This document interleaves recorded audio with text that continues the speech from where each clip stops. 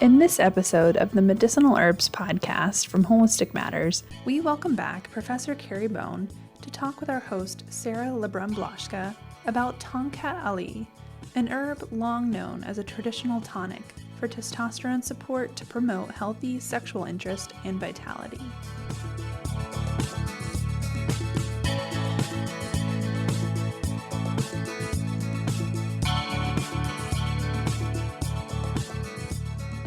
Well, I'm excited today to have a conversation with Professor Kerry Bone, and we are going to talk about a really interesting topic.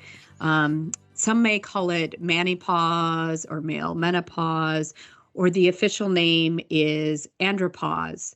So, Kerry, welcome. Can you tell me a little bit about what is Andropause? Thank you, Sarah. It's wonderful to be with you again. Well, it's what's been called the male menopause, but it's not really like a menopause in that it happens, over a discrete short period of time. Andropause occurs gradually, and testosterone doesn't necessarily drop to incredibly low levels, but they decline. So the term, it was coined, I don't know, about 2 decades ago, and it refers to the age-related decrease in serum testosterone in men. So the actual term andropause in scientific circles appears to be falling out of use now, and it's been replaced by a number of terms. The one I'm finding most in the literature now is late onset functional hypogonadism. Which is, I guess, abbreviated LOFH. But it's also been described as PADAM, which is partial androgen deficiency of the aging male, or testosterone deficiency syndrome. So you can see there are many names by which it goes under. So what happens with the aging in the man, there's diminished secretion of luteinizing hormone from the pituitary gland, and so the testosterone production by the testes is decreased. That's the main thing. There are also other kind of functional subtleties that also contribute to the problem. For example, there's an increased feedback inhibitory effect of testosterone at the pituitary level, so it cuts down LH even further. There's reduced function and vigor, if you like, in the cells that produce testosterone, which are the Leydig cells. And it starts happening fairly early on, typically from around about 40 years, 1% per annum decline in testosterone. And it leads to a number of symptoms, although all of this is somewhat controversial, but certainly when you see it in the clinic, you understand it is a real phenomenon, and perhaps it's the previous name like andropause that has stopped its wider acceptance, but now with functional hypogonadism or late onset functional hypogonadism, they're trying to get it to, I guess, a more credible level among scientists and medical practitioners. But the symptoms are real, and they include decreased libido, lack of energy, decreased strength and endurance, decreased enjoyment of life, being sad and grumpier, like the grumpy old herbalist, problems with erectile function, problems with drowsiness in the evening, and even deterioration in the work performance. But unlike menopause, it's not inevitable, and numerous studies have demonstrated that fit and healthy men in their 70s can achieve levels of testosterone within the normal range.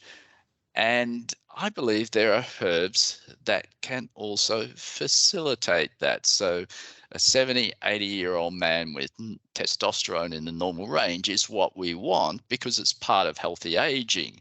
And of course, given my age, I have a real focus on healthy aging. As one of my colleagues at university once said to me, you're interest in anti-aging research is proportional to your age.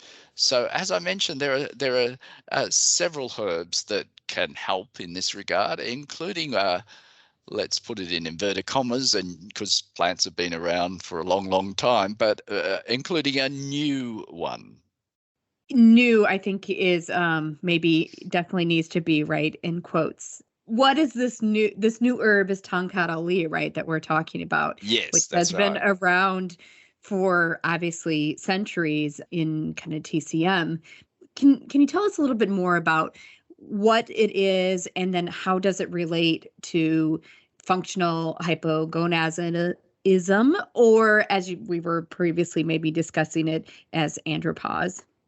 Yeah, well, it's a traditional herb. It comes from Southeast Asia. It's used widely across Southeast Asia, but particularly the main source of knowledge and indeed supply of it comes from Malaysia. And I first became aware of this herb probably more than a decade ago at an Anaheim expo, because an academic colleague of mine who was doing consultancy work for the Malaysian government, they decided they wanted the world to know more about their Malaysian traditional herbs. So he had a booth at Anaheim where they were presenting information and indeed raw material supply on a range of traditional Malaysian herbs. And the herb that really got my interest was the Tongkat Ali, spelled Tongkat, one word, Ali, second word. So its botanical name is Eurycomia. And in Malaysia, it's used as a general tonic for energy, which most of these male herbs are, but also as a male aphrodisiac. And as mentioned, it's an exciting new option for treating functional hypogonadism and all of its associated problems, as I mentioned. And therefore, as such, it can help with decreased libido and sexual performance in men, and particularly provide support for older men, and will even improve their physical and psychological well-being. Now, a little bit more about the plant as it stands. It's a funny looking plant. It's a spindly looking palm-like plant, but it's not a palm, and it can grow to about 60 feet, but it does this fairly slowly over decades. We use the root for therapy, and it contains a range of bitter compounds. So it's quite bitter to taste. So better to use it as a tablet or a capsule rather than, say, drink a tea or use a liquid extract, because it is very bitter. Kerry, how then would you use it in clinic? What would be Well, those main kind of like patients you're thinking about? well, it's mainly used in men, but as I mentioned, it is a kind of tonic. So it's not precluded in women. And indeed, in traditional use, it was used in women as a tonic, but mainly for, as mentioned, improving testosterone levels where they're reduced or towards the lower end of the normal range. That's where I see its main use. And as such, improving male sexual function, including, interestingly, fertility. But if we look at the tonic side, it can help restore and build vitality under many circumstances. So, for example, when the person is over fatigued or they're convalescing from an illness or such. And like most tonics, it appears to do this by supporting energy levels and helping make the stress response more efficient.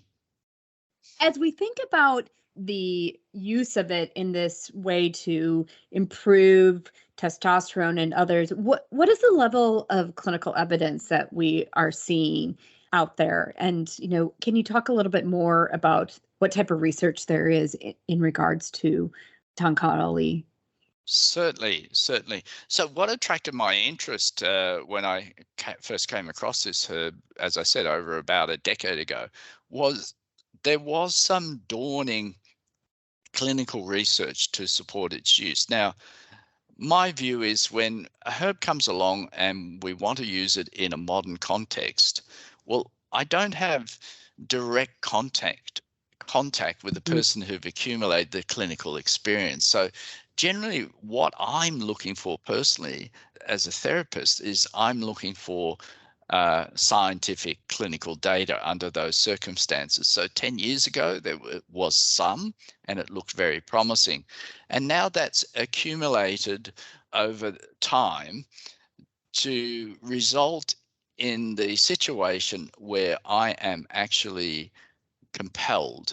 I think there's enough evidence to say I now have to start using this herb in my practice, and it's a great backup or even first use herb in the context of other similar herbs like Korean ginseng or tribulus, for example, when they're not available or when they don't seem to work to expectations in the individual patient. So my clinical experience with this herb at the moment is limited, but I'm looking forward very much to using it in my practice, and I'm confident I'll get good results because of the clinical data. For example, there's quite a well-conducted clinical trial that showed benefit in erectile dysfunction. As alluded to earlier, most of the trials, and there are around about 4 good quality trials, showing that Tongkat Ali significantly increased total testosterone where the levels were lower, for example, in late onset functional hypogonadism. And these trials were conducted over a period of 1 to 6 months. And then we have other trials attesting to its tonic effect where fatigue has been reduced. This was a cohort of older men, and there was another cohort of older men who took it and quality of life was improved, and they were followed for over 3 months. And even tension and anxiety in moderately stressed individuals, that was improved in a clinical trial. So, of course, one of the aspects of male function, and I did mention it, was male fertility. And there has been a trial where there was a significant improvement in sperm concentration, sperm appearance, and motility with improved pregnancy outcomes. So there is quite a portfolio now of clinical data on this, what was traditional Malaysian herb, that I think compels any serious herbal therapist. And of course, the fact that it supports hormonal function, to me, it's a wonderful addition to the functional herbal therapy approach that I advocate. And so I feel compelled now to use it in my practice.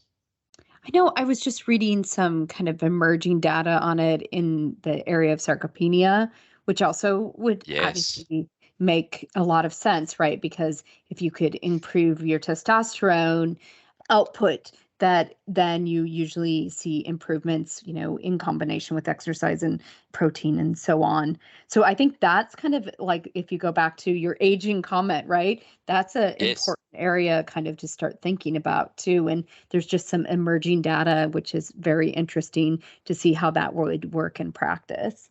I think so. And depending on what trials they do and what evidence they generate, I would suspect it may even have a particular role for women as Right. well in that Hmm. regard. And of course, sarcopenia is a big issue around healthy aging. So you do get the 2 types of unhealthy aging that occur in people. And one is, of course, the type of unhealthy aging where they go overweight, weight around the middle, insulin resistance, metabolic derangement. But the other type in thinner individuals is loss of muscle mass. Hmm. And both pathways are absolutely devastating in terms of their effects on normal processing in the body, for example, and maintaining good health and well-being. For example, there are studies tying in loss of muscle mass with risk of dementia, for example. Well, frailty, which, is the advance of sarcopenia, is one of the leading causes of death right at the end. So somebody falls. And so both of kind of those paths that you described, that overly thin person or the obese person also can have that frailty too. It's just they can covered up. Yes, exactly. Yeah. And so I think, ways to support that aging individual is so key. And that's an area that I really see interesting and unique opportunity for both men and women with this ingredient. And I would add that for healthy aging in a man, some kind of support for natural enhancement of testosterone production is fairly core. Right. And then also, the healthy aging too, kind of that effects of mental health. We know that as you age, sometimes there's that ability for people to feel separate and less independent, which then leads to all these other effects. Absolutely, yeah. For mental health. So it's a real secular kind of issue, right? Yeah, it's a cascading runaway issue that happens on many fronts that all feed back into each other and amplify and actually operate in a vicious cycle. So before anybody takes anything new, right, they want to understand the safety. So could you talk a little bit about the safety profile? Okay, so the clinical trials showed no important or significant adverse effects in it with the use of the Tongkat Ali. There was one drug interaction trial where they compared people taking Tongkat Ali or placebo in terms of the absorption of the beta blocking drug propranolol in healthy people. And there was a reduced absorption, although it didn't translate into any clinical effects. There were no significant changes in heart rate or blood pressure. So it's one of these low level of risks. So you might want to be cautious there, but I don't think there's a high risk. There don't appear to be any contraindications for it. Pregnancy and lactation, well, it's probably not a herb you would use during pregnancy and lactation. There's no data on lactation, but the traditional information and animal research suggests that there shouldn't be any issue in pregnancy, although it's an unlikely clinical occurrence anyway, or clinical need anyway. Can we talk a little bit about safety, maybe specific to women, and maybe unwanted things that sometimes raising testosterone would happen, and maybe just how that would affect if you were to utilize Tongkat Ali in your female patients? Sure. That's a bit of an unknown at present because we don't have the clinical data or the pathway. So obviously, and again, we're not sure how the Tongkat Ali works. I mean, we do have pharmacological data, animal models, but they're not always reliable. It possibly acts in two ways, as I said, by supporting the Leydig cells themselves, but may act by increasing LH. So that's a different pathway, of course, to the way a woman produces testosterone. So we don't necessarily know how greatly it will impact that in women. But as I said, it has been traditionally used by women. Apparently, it has even been traditionally used to support pregnancy. But I think we have other better options at present. So I would see what we need to investigate is whether it might help with sarcopenia and as a tonic in women. I think that's the area that'd be more productive. Like so many herbs that we see, turmeric, ashwagandha, that there can be quality issues and adulteration and so on. Do we see the same kind of risk in Tongkat Ali, or maybe talk a little bit about where we could potentially see some quality concerns, or if there is any. Well, I'd like to pick up, Sarah, on your first comment Mm-hmm. about the issues with quality and substitution.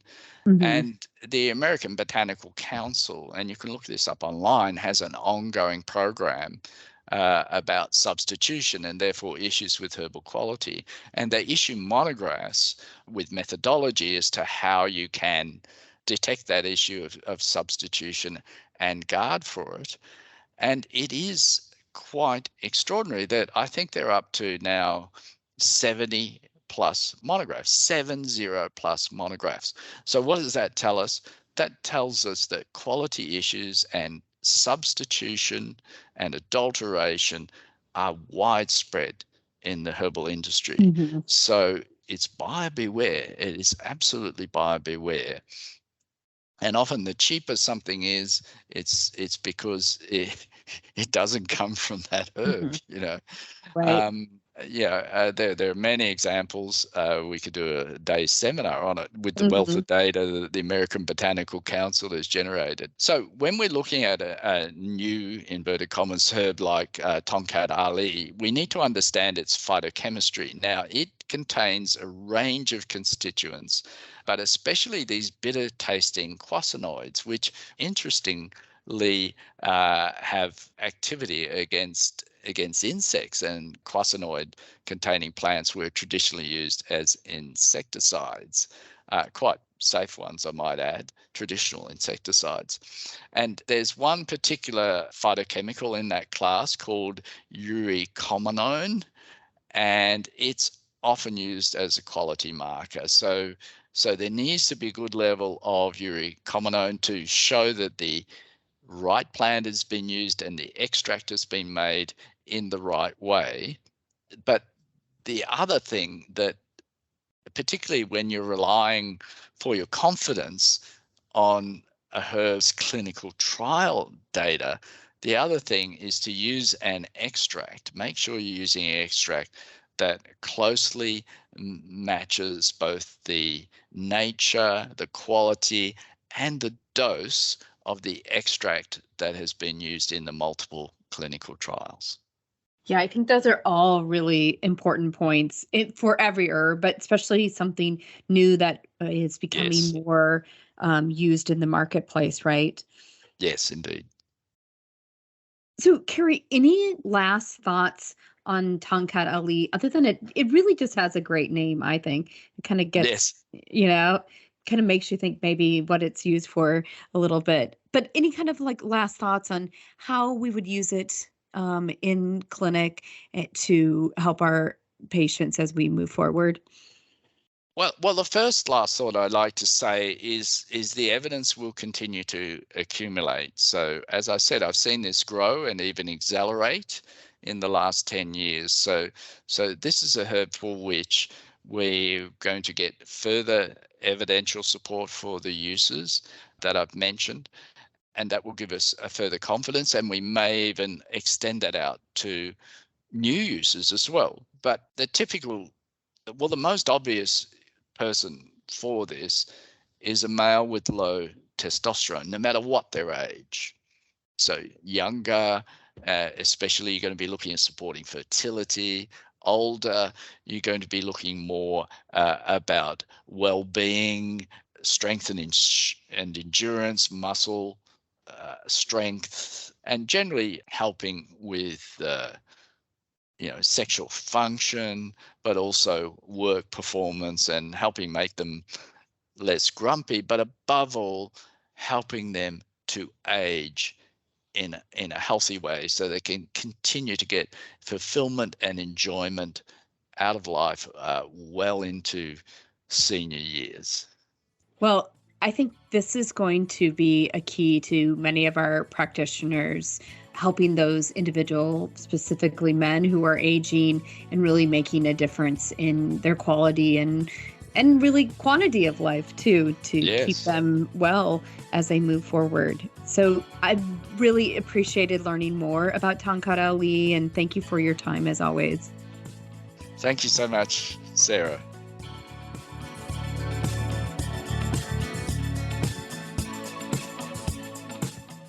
Thank you for listening to the Medicinal Herbs podcast from Holistic Matters. To learn more about Tongkat Ali and other medicinal herbs, visit holisticmatters.com. That's holistic with a W.